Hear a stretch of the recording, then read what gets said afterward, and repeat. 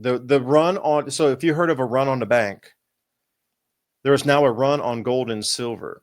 And I want to talk more about going to some of these purchase sites, like even over in England and South Africa, even their mints, like the United States Mint, the South African Mint, they're all saying we don't have any more metal. We're out. We're totally out.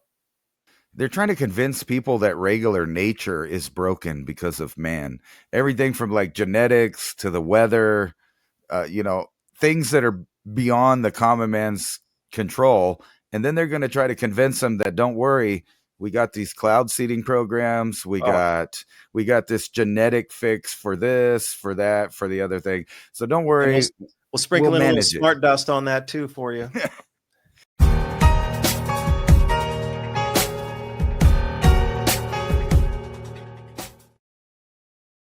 And good morning, good afternoon, good evening, wherever you are on this beautiful blue planet. Our world is about to change as much as COVID-19 changed our world. You're about to see it with the economy just in general here.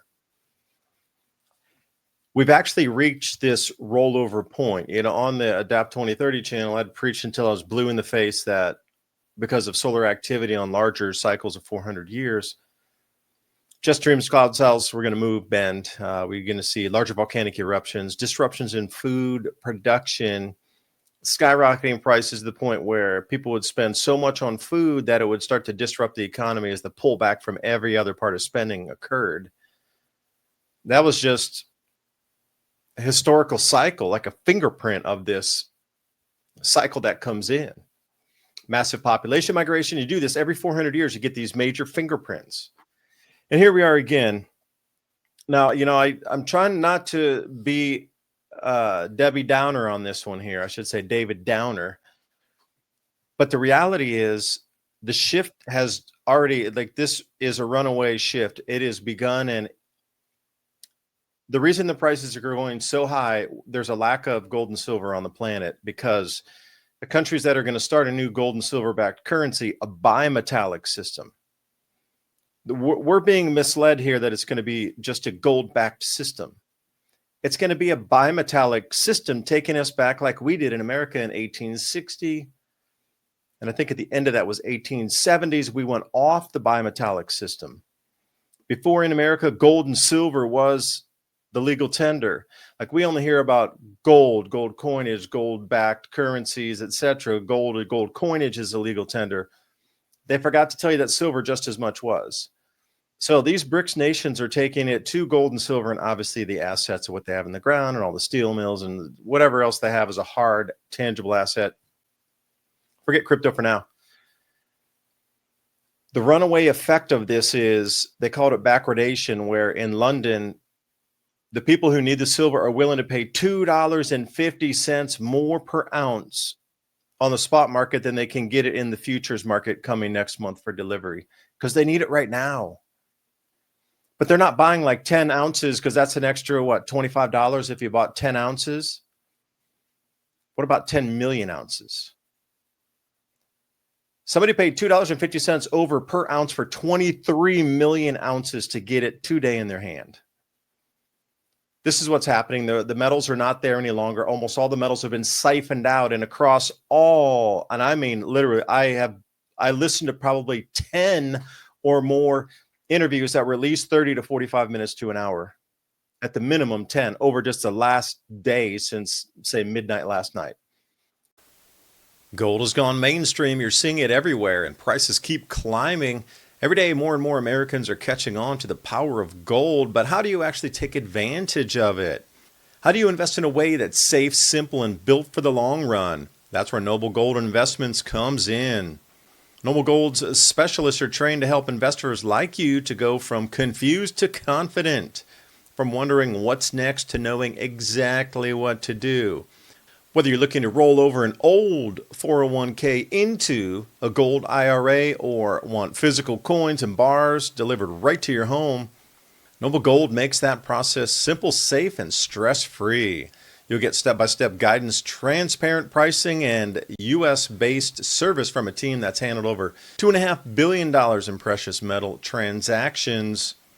Visit noblegoldinvestments.com today to claim your free wealth protection kit. That's noblegoldinvestments.com. And for a limited time only, a bonus for new qualified accounts, a 10-ounce silver American flag bar and a 1-ounce silver American Eagle proof coin. That's noblegoldinvestments.com. Noble Gold, helping you build a stronger future.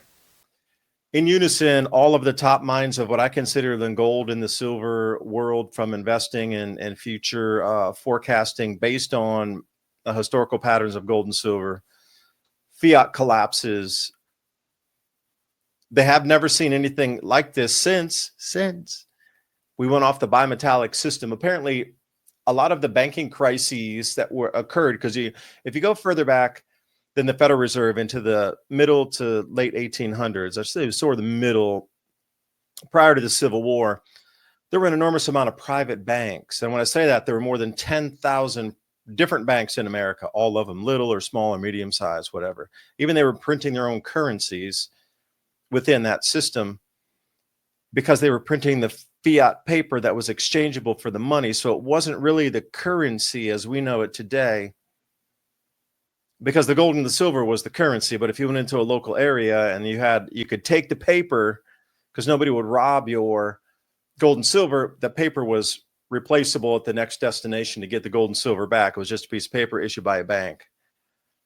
More than 10,000 private banks. After we came off the bimetallic system and we switched purely to gold, it collapsed 3/4 of them or more. That's how much of an effect it had by going off of one system that was a dual, what you could say, a silverback system. Okay. There is not enough silver and gold on the planet currently for everybody's needs. That includes industry and all these countries that need to pull it in and continue to pull it in. This is the final chess move to start the hyperinflationary events that are coming for our fiat currencies. And I'll just say one last thing. And Ransom, thanks for joining us tonight. Like the carry trade, it was just a simple way to say you borrowed money in Japan for 0%, and you could go throw it in some treasuries in America like T-bills or our government debt bonds that were paying 4%. And this happened 12 years straight. There was 0%. You could borrow, you could get hundreds of millions, billions of dollars out of Japan, bring it over here and get 4% and just sit on it. And that's what they were all doing. But now Japan's raising the interest rate, so all that's unwinding back in. And the amount of disruption just in that alone is absolutely would be equivalent of like a 2009 crash, 2008 and 9 financial crisis. Same thing is with the commercial real estate is the highest delinquencies ever. I mean, blowing everything off the charts. Banks, people that buy 20 to 30 million ounces of silver and 10 million ounces of gold are willing to pay more than it's worth to get it. That should tell you something. They can't get it. And by all estimations, there's about 4 months of precious metals left on the planet before it really becomes, as Mike Maloney would say it, unobtainium. Now, between now and what's going on, that's what I wanted to talk about tonight. The run on, so if you heard of a run on the bank, there is now a run on gold and silver. And I want to talk more about going to some of these purchase sites, like even over in England and South Africa, even their mints, like the United States Mint, the South African Mint, they're all saying, we don't have any more metal. We're out. We're totally out. So what does that tell you? When you go to buy it online, you're going to find 90% of the listings completely sold out. And they're atrocious they're $10 over spot here in America, which is thievery. So anyway, Ransom, thanks for joining. I'm going to get off my little soapbox here. Made of gold and silver. It's silver soapbox with some gold filigree around the edges. Right. No, I was going to say, a lot of people are excited right now because the teacup phenomenon. I don't know if you know what I'm talking about then. No, tell us. You need to explain it to everybody. Please do. Well, I can do better than that. We can show you. Can I make an announcement, please, everybody? The stories we're working on tonight and going to be showing through the live broadcast here are over on the Civilization Cycle channel in Telegram. Yeah, it's t.me/Civilization Cycle. I'm going to drop the link in. Please come and join us. Here it is. Yeah, Ransom, go ahead. I'm just going to Boom. Well, here Come and it check out is. the stories we're going to hit you up with tonight. You're going to be like a club seal by the end of the night going, now I need to go get silver. I need more gold. This. Right. Well, they're talking about this teacup right here. Little Mhm. teacup shape. It's when gold drops down a few $100, but then right after it skyrockets again. And we're in the third teacup in a row. So if pattern follows, there's a lot of people buying gold right now. And then they're gonna get a lot of money there. And of course everybody's pumped about the 50, right? It's going way higher. Everybody I have talked to or listened to, oh my gosh, this is just the beginning. Here it is. If you think it's expensive now, we're going to enter a time when this is extremely. You think it's expensive now. In the future, it's going to be so extremely expensive.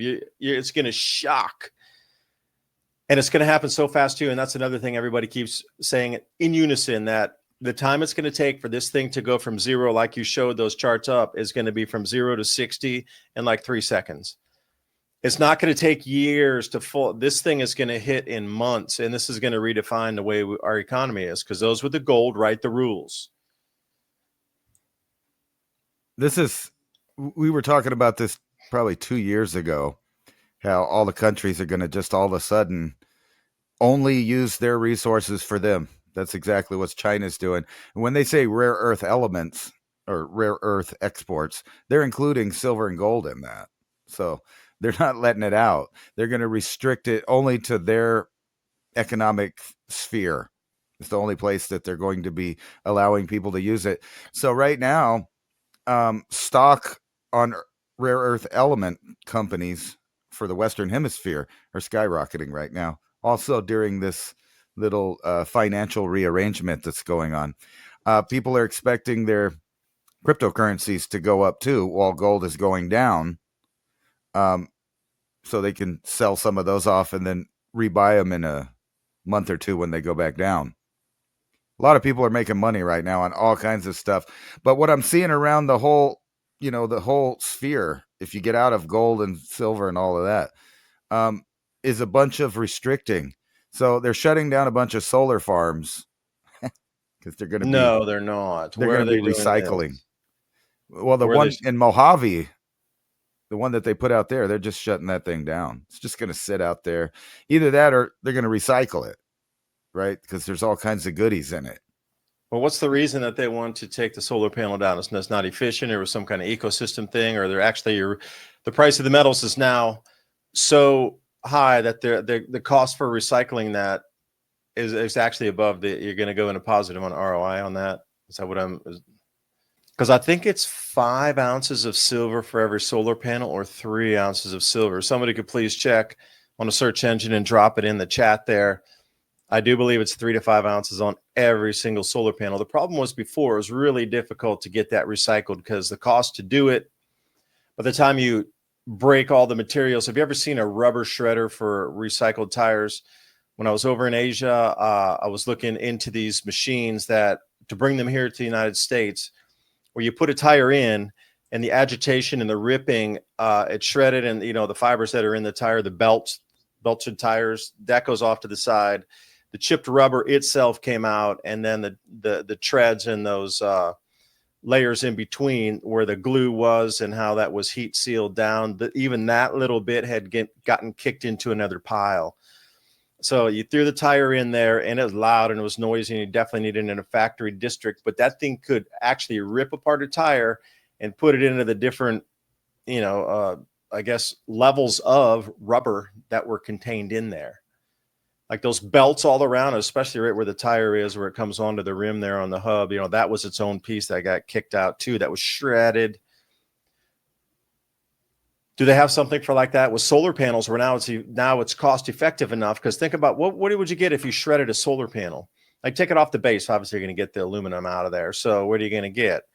Obviously, a bunch of crushed silica, glass, metal mixed in there, and that would have to be separated out through some sort of either air separation or gravity separation with some sort of agitation, I guess, plates on it.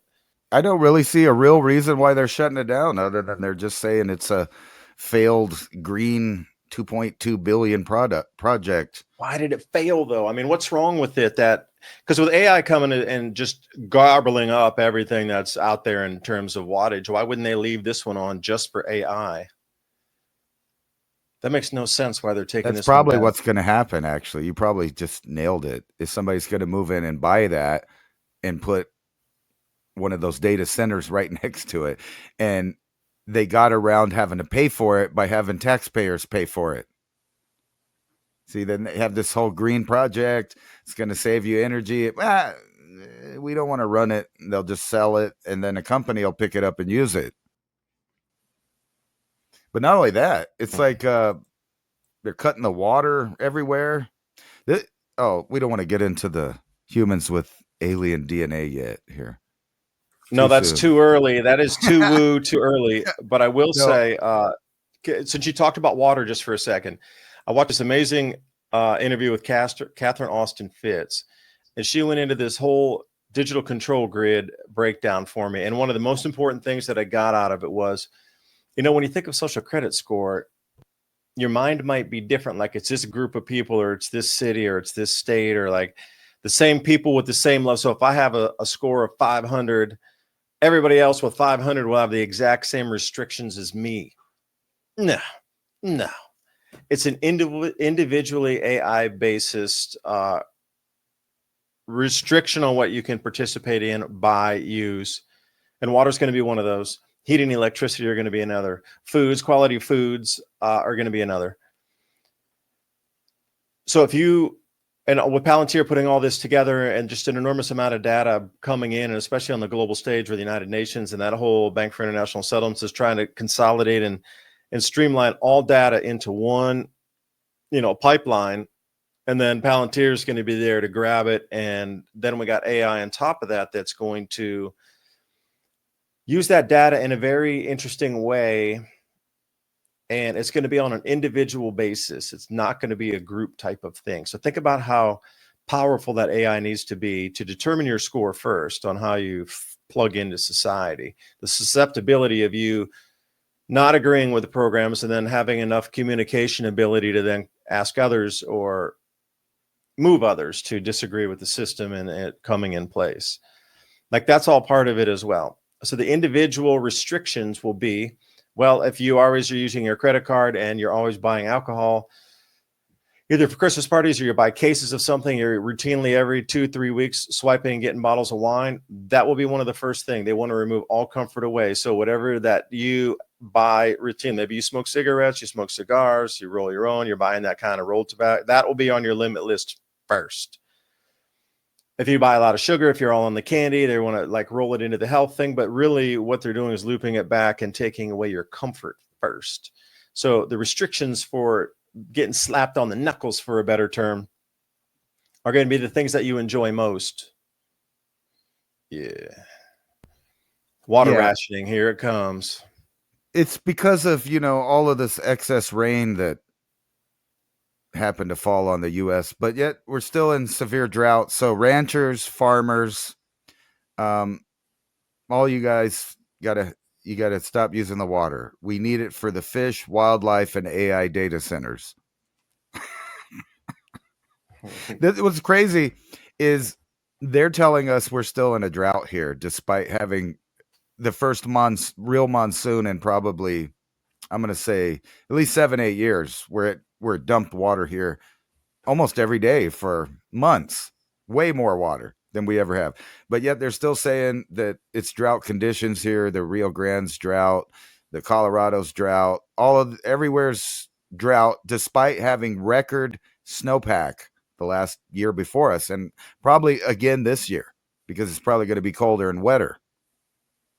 What are they trying to convince you of then? What's the narrative they're building in your mind to continually tell you there's drought, even though your own eyes are seeing it?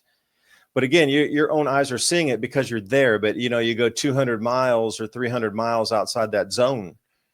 Then if news stories are continually drought, then that's, because I'm in Tennessee. I don't know if it is or it isn't. I know from you, I believe you saying it's an enormous amount of rain. But everywhere I look, it's a drought. You look on the U.S. drought monitor, it's more drought. Everything's drought. It's droughty. It's, what's the messaging for? Why are they pushing the narrative like that? That's the question.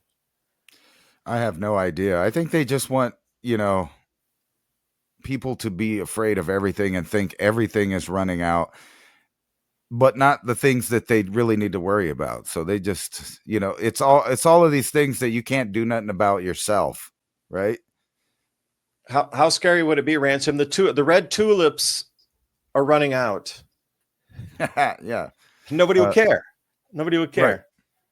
There's no red tulip seed this year. There's no bulbs. Excuse me, they grew up with I bulbs. think There's no bulbs this year.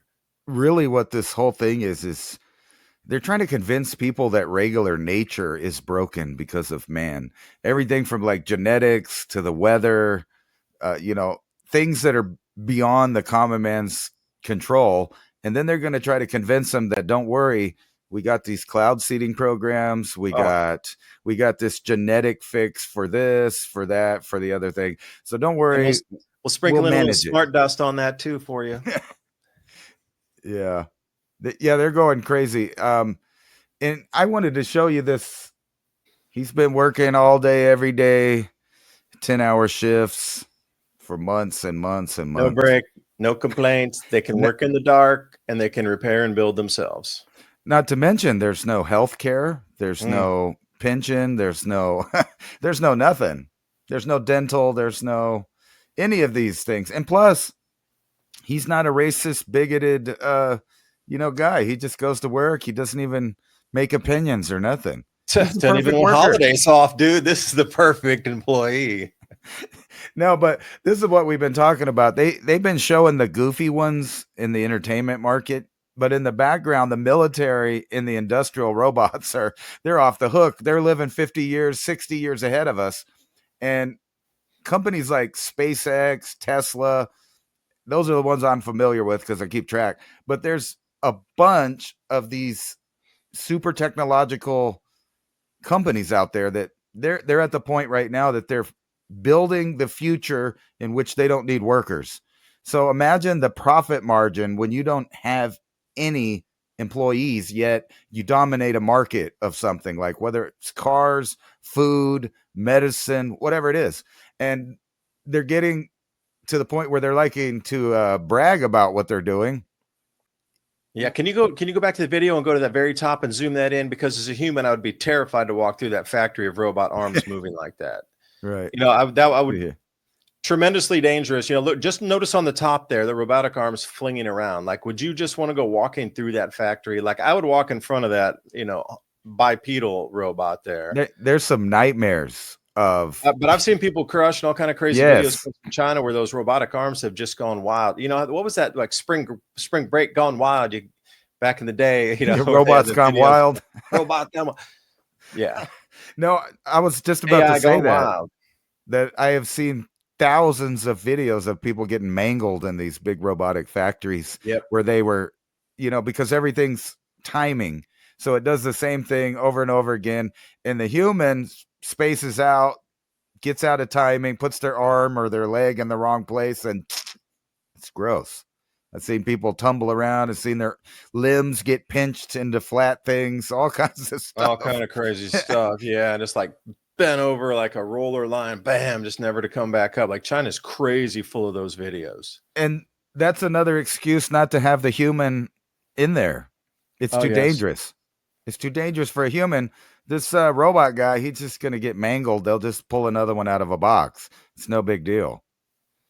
Yeah, and if I might add one point on that, like you see, this is what we're going to, but see, we're still here. So this movement of the gold and silver and the collapse of the economy, well, I'm not going to say even a collapse, just going to be a purposeful switch and a purposeful devaluation of one currency set called fiat currencies and bring us into a new system. It's not, I don't know, you might label it something different, but right now there's an enormous amount of farm workers, like humans, me with hands, that were out in California that are suddenly running away, and they found like at least 40% of the people are not coming to work. 40% of the vegetables are just sitting in the fields, idle, rotting away. Now, eventually, they're going to come to this and go, oh, well, the humans, there was too much, again, put your label on that. Either they were here illegally working, people didn't show up for work, they were sick all the time, they demand too much pay, they're on strike, I don't know, whatever, put the variable there. But we're going to come over to robotic machinery for all farm usage. But between then and now, there's going to be also this resetting of gold and silver and finance and money and the entire economy at the same time. So when you talk about it doesn't matter if humans are there anymore, I see as the pendulum swings across the end, yeah, they just won't be needed. And this whole thing about universal basic income, you are going to have to be like the perfect child, the little saint in church to get your money every month. Because if you're not, every time you say something, they're going to take away part of your, let's say they give you $1,000 of new money, which was the equivalent of $10,000 before. If you say something wrong, they're going to take away 1% of your money, and if you do something egregious, it's 5%. But since you're allowed to save some of that in a savings account, I think it's like $250 a month has been agreed on, something super minimal, that they're going to put negative interest rates on the money you've already saved from the time you were good. Because if you're negative now on the social credit score and you've done something naughty, even though all that money you accrued to put in the bank when you were a poster child for the goodness, you're going to get dinged and they're going to put negative interest rates on you. And if you don't spend that money in the bank, it's going to quickly tick down to zero. And that is going to be a punishment. So whatever you're going to have to do to get to this universal basic income, I don't want to be any way, shape, form part of that. Now, can you stay outside the system? It's like if you ever land in a house paid for, can you stay outside of the great taking and the digitization of your property on somebody else's balance sheet as a financial bundled product? I don't know. Just thought I'd throw that out there. We don't even have to work no more. We're just going to stay home. No, we shouldn't. Just grow food. Or if you do work, it'll be like a 3-day work week where you just go update the robot on what you need. But it won't be long before it doesn't need you for that either. And you know that equation. Are these the AI actors you talked about last week? It could be, man. No, they'll be next. That'll be the people that show up for work for you, right? You just get a AI model. It answers the phone for you. It does the stock trading for you. But them offer new things like, these guys that are making embryos out of skin cells. I wonder if there's any mastodons out there they've done that with previously 40 years ago, because we're only seeing this now 40 years after the fact, or 50. Well, the whole thing's getting like, it's beyond keeping track of like a sci-fi show. And eventually you're going to have very few amounts of people that own all the gold, all the real estate. They own everything.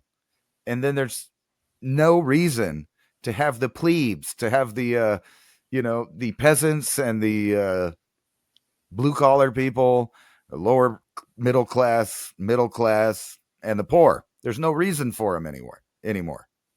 Except to cause trouble, agitation, and break the things you're trying to save that you've built over the last 300 years by setting up this system and allowing population to go from 750 million to 8 billion. Those people, they know through history, angry, hungry people always create riots and uncontrollable problems.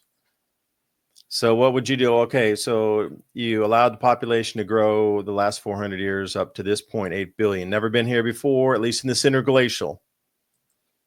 Max population was about 500 million, and then it steadily came up to around 750 million around the year 1700. Prior to that point, way back to when we exited out of the Ice Age, there was not that many people. All right. So the whole time governments have dealt with people across the planet, even from the Romans to the Phoenicians, the Sumerians, the Babylonians. Oh, hell, there were even less people back then. Yeah. And then you got billionaires wanting to rebuild the Georgia Guidestones just to rub it in and make sure. But this is kind of something that we also predicted, but it kind of feeds into this redistribution I just of want to wealth. finish that. Like angry people, they're going to have billions of angry people they really don't need. If they can do the robotic thing of things, but the thing they need to control is electricity.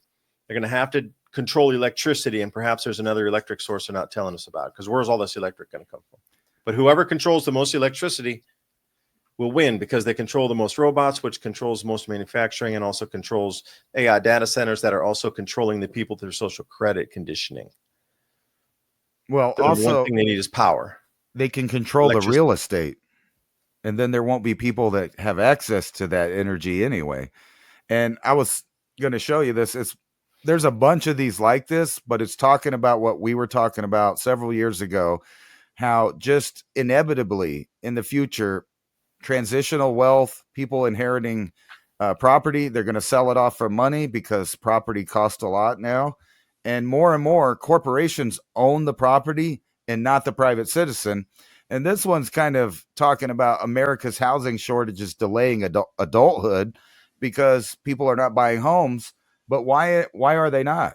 It's because it's too expensive. And investors are making up the highest share of home buyers in 5 years, just like we said they would do.